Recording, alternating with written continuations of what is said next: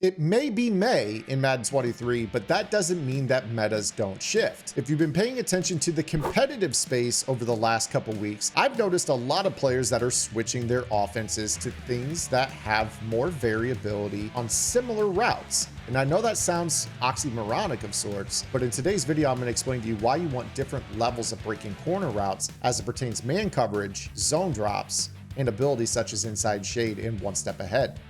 Let's get into it. What is up, guys? Sam from the Zan Madden YouTube channel. And with the man coverage meta in its current state, not good. There's a lot of players out there running inside shades and one step aheads for 0 or 1 AP with knockout abilities. And it's been a chore for a lot of players to get guys open on a consistent basis against this meta because they basically cancel your abilities such as route tech, slot-o-matic, short and elite. So in today's video, we're going to talk about the importance of having multiple levels of breaking corner. This is something that should not be new information to you guys. In fact, I've talked about this exact topic here on the channel before, but it is especially important now due to the AP settings that players are running on defense. If you guys have been paying attention to competitive Madden, you may note that some players are going through some schematic shifts. In fact, I'm seeing a lot of players going to a new offense, not really a new offense, but kind of dabbling in the gun cluster for the first time. We saw it last week in the Friday Night Football. I've seen some other competitive players dabbling in it on stream over the weekend and into this early week. And the reason for that is what we're going to be breaking down here today. And that is the fact that there are varying levels of corner routes. Now, a steep corner route with a route ability such as route tech, slot-o-matic, or short in has been meta all year long. It fries man-to-man coverage, even when it's sometimes shaded to the outside, and you can freeform it down the field for easy rack touchdowns unless there's a deep zone over the top. However, the one step ahead or the inside shade is an ability that will prevent the light up of those routes, and they put themselves in a pretty good position to get an interception or at least be close enough to hit the receiver from behind and use a knockout ability to make them drop it. And that makes the sideline pretty tough to attack from compression metas. So we're switching into these offenses that have multiple depths of breaking route. So let's go ahead and get right into it here. We're going to be talking about what those depths are. We're going to be starting off with the gun tight doubles, which is an offense that you guys could find in my offense, the Vikings or the Rams. And we are going to go to work against a one step ahead ability in Night Train Lane. So the first thing that I'm going to do is I'm going to run a standard corner route with Brandon Marshall. He does have a route ability here. I'm going to show you that he has the short in elite. He is lined up inside the numbers, therefore his route should light up. Across from him is Night Train Lane. He has one step ahead.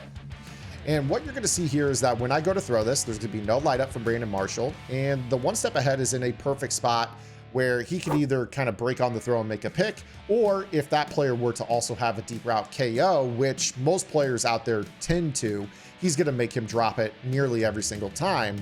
And you're just going to see that this is not a very reliable route. In fact, you see right there, this is basically dangerous. I mean, this is click on and pick it off territory. Obviously, the computer here is controlling him, but we don't really have a reliable route that we can throw here against this particular one step ahead ability to get Brandon Marshall open. However, if your offense has the flatter short corner route, which I basically call the tight end corner route, if you take a look at the breaks of these, they're very, very similar. You will be able to note that this is a route that is what is considered a true man beater. A true man beater is one that wins without an ability. And that's essentially what this interaction is. You have the one step ahead canceling the short and elite. You have the short and elite canceling the one step ahead. Neither ability is lighting up. Therefore, it is a true Madden interaction. This is one that is predicated on basically ratings. But as we know, man coverage in general is a little bit stronger than route running this year. So you have to find routes that are consistent man beaters, in which case the short corner is a very good one. And you see right here that they get a speedy cut. You're going to be able to throw that to the outside over and over and over and over against man-to-man coverage. This is also why post routes are so good as well against the one step ahead ability. So if I were to go ahead here and show you guys why this post route works, you'll note that the post actually breaks upfield a little bit more than the corner does. The corner looks a little bit more like a rounded off out route, really, if you think about it. The post has a little bit more of a steep cut to it, although it is mostly flat. But you will see here that, once again, this is a route that does win for a down and inside pass lead, very similar to the way that you would down and outside pass lead a flatter corner route. So what you're really looking for is these flat corner routes, because they do a really good job against shades, allowing you to get open. So again, as I throw this here, this is easy click on territory every single time. What's going to end up happening is your opponents are going to have to put zones on the outside, like 10 yards, 15 yards for a purple, to be able to counter this. And this is going to allow you to do fork combos, which is an inside and outside breaking route. You can drag underneath, little Texas routes. You can just basically turn your offense into a freestyle offense against one step aheads, because they are not going to be in a spot where they can actually make you knock the throw out. So over and over and over, I'm going to be able to throw this and routinely pick up easy first downs. It's not just steep corners. You need to have these routes that can consistently beat man-to-man. Now, in this instance, we're going to work with Randy Moss in the slot, and I've moved the inside shade to the inside over Moss, and you're going to see that the steep corner route is not really the best option. You know, this is a knockout if there's any type of deep route KO. And I would say that most players that run a inside shade or a one step ahead are also going to stab deep route knockout on top of this. So while this is open because I don't have that ability stacked on it, you're going to see that this is, generally speaking, not a reliable throw. Now right there, kind of got some feet tangled. But in general, as we throw this, you're just going to note that this is not the best approach. You know, we're actually getting some pretty good routes out of Randy, but generally speaking, this is not the most reliable route to go to. You just are going to note that, you know, the one step ahead does a pretty good job sticking with it, and you're going to end up with the random occurrence like that, where you're like, well, dang, I just threw this twice and it was wide open. That time it didn't get open. So you're going to have to get yourself into a spot where you start to call some routes that are a little bit flatter. So for instance, the play flood here in this same exact formation, Randy is on a short outbreaking corner route. You could even smart route this if you wanted to make it run an extra 2 or 3 yards. You're gonna see right here that this cut is sharp, it's quick, and it allows you to toe tap on the sideline. Furthermore, because it doesn't break so steep down the field, and it stays under 20 yards, and furthermore, because this route is not nearly as steep as a skinny corner route, you're gonna actually be able to avoid those deep route KO abilities that so many people stack. So when you take a look at your opponent's abilities and you pull up and you see, oh, hey, he's got one step ahead, and we'll pretend for the sake of this video that Nitrate also has deep route knockout, you're gonna say, this is a perfect opportunity for me to throw this little sharper corner route that stays under 20 yards. And you're gonna see here that, you know, this will be a catch consistently because of no medium route knockout. So paying attention to what type of knockout ability they have is also very important. Again, most players are deep route KO plus shade.